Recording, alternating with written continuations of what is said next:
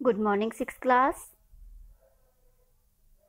कल तक की वीडियो में हमने लेसन नंबर 5 के बहुविकल्पीय प्रश्न तक सारा कंप्लीट कर लिया है। तो आज हम अपना लेसन नंबर 6 जिसका नाम है समुद्र तटे शुरू कर रहे हैं, जिसमें हम सबसे पहले करेंगे उसके शब्दार्थ। तो हम स्टार्ट करते हैं कि आपने इसको ध्यान से सुनना है कि किस वर्ड को कैसे बोला जाता है। समुद्र तट है, समुद्र का किनारा। पर्यटनाए, घूमने के लिए। तरंगे, लहरों से और के साथ। नौका भी, नौकाओं के द्वारा। जल विहारम, जल क्रीड़ा, यानी कि पानी में नौका में बैठकर जब हम बोटिंग करते हैं उसे यही जल क्रीड़ा बोला जाता है। बालू का भी, बालुओं से, यानी कि बालू मिट्टी का कहा गया है यहाँ पे कि उनका प्रयोग किया जाता है। बालू का ग्रहम, बालू का घर, जिसे घरोंदा भी बोला जाता है, घर को घरोंदा भी बोला जाता है। मध्य मध्य, बीच बीच में। प्रवाहयंती, धो देते हैं या बहा देते हैं। प्रचलती, एव, चलती ही रहती है, यानी कि कोई भी प्रतिक्रिया है जो हमेशा से चलती आ रही है तो हम उसको कहते हैं कि ये तो हमेशा से ही चलती रहती है, ये चली आ रही है। पर्यटन स्थानानि, घूमने की जगह, यानी कि लोगों के घूमने की जगह। मत्स्य जीवन, मछुआरे, जिन्हें मछली पालने वाले जो होते हैं उन्हें मछुआरे कहा जाता है और संस्कृत में बोला जाता है मत्स्य जीविन। सब जीविकाम, अपनी जीविका को, यानी कि अपने जीवन को इस मछलियों को बेचकर ही चलाना। चालयंती, चलाते हैं। अतीव, बहुत अधिक। सवेरम, बे रोक टोक यच्छेत, यानी सुबह सुबह बिना रोक टोक के। विहरंती, घूमते हैं या टहलते हैं, विहार करना। दीर्घतम, सबसे लंबा। प्रायद्वीप, तीन तरफ से जल से घिरा भूभाग, कि तीन तरफ से, थ्री साइड से जल से घिरा हुआ भूभाग। संगम, मिलन। युगपदेव, युगपत प्लस में एव, यानी एक ही साथ। दृष्टम, शक्यते, देखा जा सकता है। ये हमारे लेसन नंबर 6 समुद्र तट के शब्दार्थ हो गए हैं। अब मैं आपको लेसन रीडिंग करवा रही हूँ, जिसमें मैंने आपको संस्कृत के साथ हिंदी लिखने का तरीका भी साथ के साथ दिखाया है कि किस प्रकार से आपने उसको नोटबुक में राइट करना है, और उसी में ही से ही मैं आपको लेसन रीडिंग भी करवाऊंगी। तो देखो, ये स्टार्ट करते हैं हम। समुद्र तट है। एशिया समुद्र तट है, एशिया मैंने यह है, समुद्र तट है मैंने समुद्र का किनारा है। अत्र, यहाँ। जना, लोग। पर्यटनाए, घूमने के लिए। आगच्छन्ति, आते हैं, कि यहाँ लोग घूमने के लिए आते हैं। केचन तरंगे क्रीडन्ति, केचन कुछ, तरंगे मैंने लहरें, क्रीडन्ति खेलते हैं, कुछ लहरों के साथ खेलते हैं। केचन मैंने होता है कुछ। केचन चा, नौका भी, केचन च, नौका भी। जल विहारम कुर्वन्ति, कुछ लोग नौकाओं के द्वारा जल क्रीड़ा करते हैं, यानी कि बोटिंग करते हैं। तेषु केचन कंदुकेन क्रीडन्ति, तेषु, उनमें से कुछ। कंदुकेन मैंने गेंद, क्रीडन्ति मैंने खेलते हैं, उनमें से कुछ गेंद खेलते हैं। दोबारा से रीडिंग करते हैं। एशिया समुद्र तट है, यह समुद्र का किनारा है। अत्र जना पर्यटनाए आगच्छन्ति, यहाँ लोग घूमने के लिए आते हैं।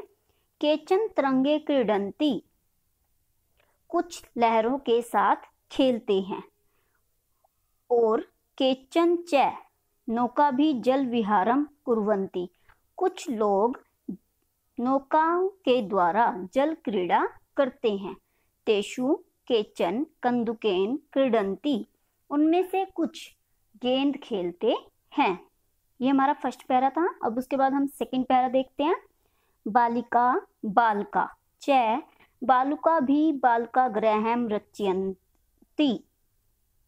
बालिका मैंने लड़कियां, बालका मैंने लड़के, लड़के च मैंने तथा या और, लड़के और लड़कियां बालुका भी बालू से, बालुका ग्रहम बालू का घर बनाते, रचयन्ति मैंने बनाते हैं। कि लड़के और लड़कियां बालू रेत से, या सिर्फ बालू भी लिख सकते हैं, बालू रेत भी लिख सकते हैं, बालू रेत से बालू का घर बनाते हैं। मध्य मध्य बीच बीच में, तरंगा लहरें, बालका ग्रहम प्रवाहयन्ति कि बालू से बने हुए घरों को बहाकर, प्रवाहयन्ति मैंने बहाकर ले जाती हैं। कि बीच बीच में तरंगे, समुद्र की जो तरंगे हैं, लहरें आती हैं, वो बालू के बने हुए घरों को बहाकर ले जाती हैं। एषा क्रीड़ा प्रचलन्ति एव, यह क्रीड़ा चलती ही रहती है। कि यह जो कार्य है ये चलते ही रहते हैं। कि कोई ना कोई वहां घर बनाता रहता है, लहरें आती रहती हैं और घरों को बहाकर ले जाती रहती हैं। समुद्र तट न केवलम पर्यटन स्थानानि, कि जो समुद्र का किनारा है वो केवल घूमने की जगह ही नहीं है। अत्र यहाँ मत्स्य जीवन अपि सब जीविका चालयन्ति, यहाँ मछुआरे भी अपनी जीविका को चलाते हैं।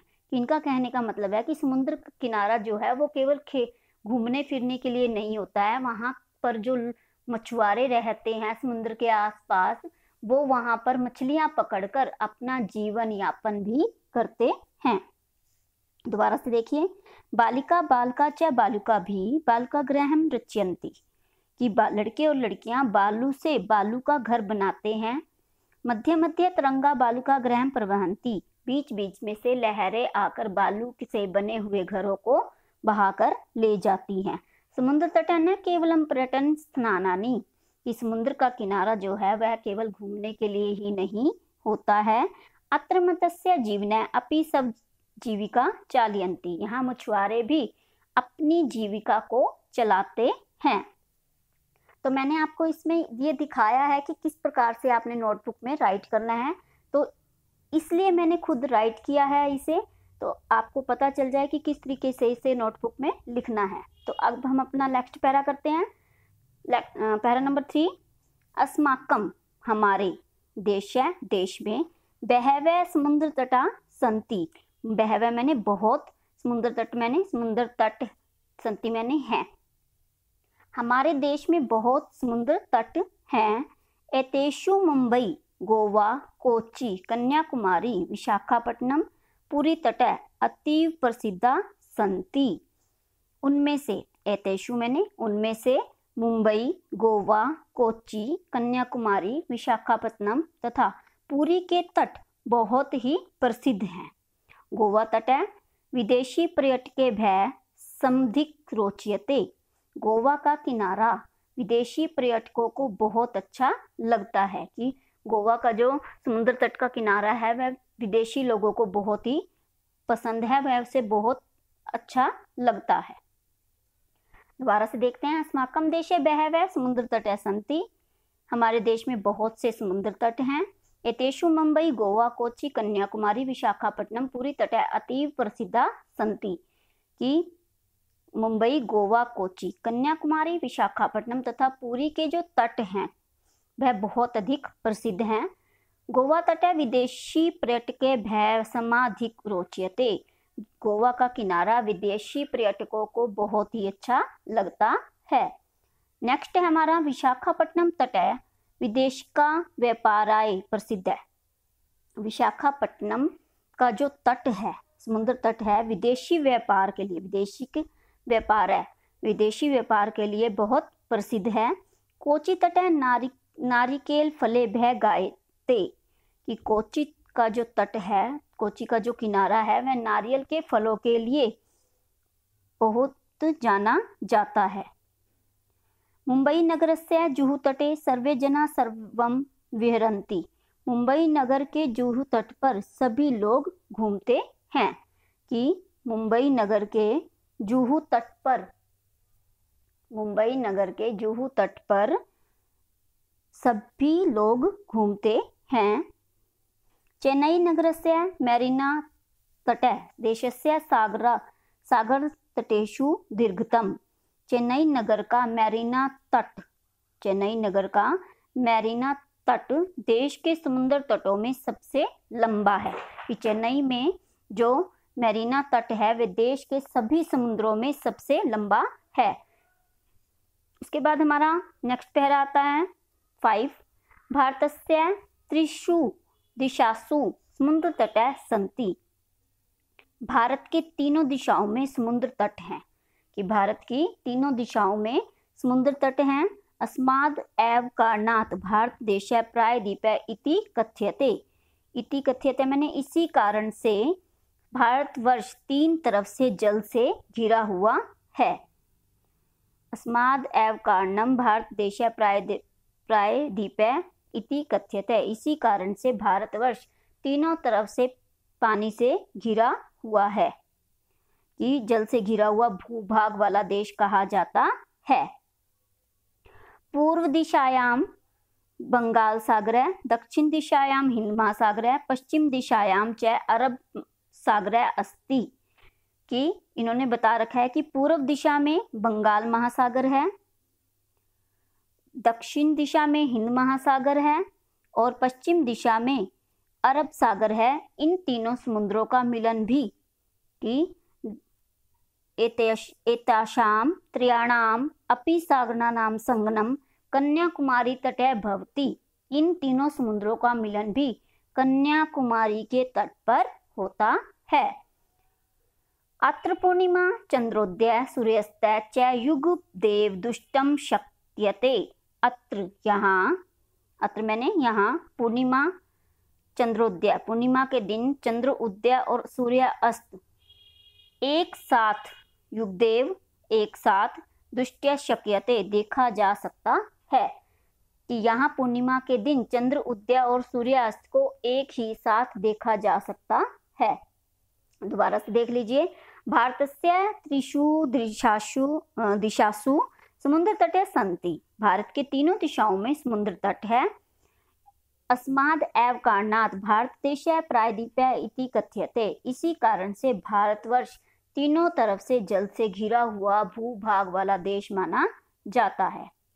पूर्व दिशायां बंगाल सागर, की पूर्व दिशा में बंगाल सागर है, दक्षिण दिशायां हिंद महासागर, दक्षिण दिशा में हिंद महासागर है, पश्चिम दिशायां च अरब सागर अस्ति और पश्चिम दिशा में अरब सागर है। येषां त्रयाणाम, इन तीनों समुद्रों का मिलन भी कन्याकुमारी के तट पर होता है। यहाँ अत्र पूर्णिमाया चंद्रोदय सूर्यास्त च युगदेव एक साथ ही देखा जा सकता है। कि यहाँ पर पूर्णिमा के दिन चंद्र उदय को और सूर्य अस्त को एक ही समय पर एक साथ देखा जा सकता है।